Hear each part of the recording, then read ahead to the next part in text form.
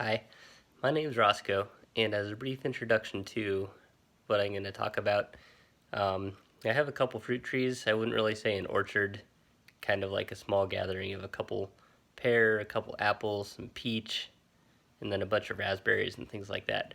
But to try in an attempt to get some real fruit off the trees, I've been spraying them with a few basic things that I've read about.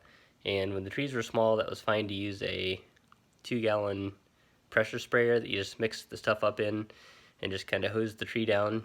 And as they got bigger and bigger and taller than me, I do prune them in the spring. I don't really know what I'm doing, pretty much an amateur, but I follow what the book says. And they got bigger and bigger and harder to spray with a pressure sprayer.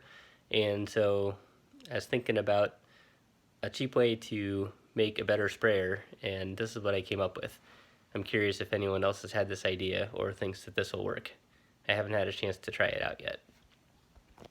So here we have a 12-volt pump that has a suction and a return line from a tank, and then it pushes it out through this here hose.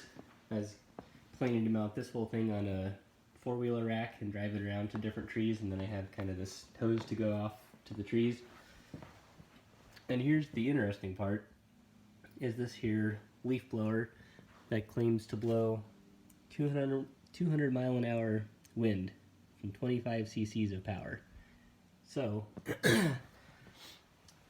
when we connect this here line with the whatever's in the tank you have, your fungicide or whatever, we have this quick connect here that's supposed to seal. Click that together, and then this here will take that liquid and push it out through this here.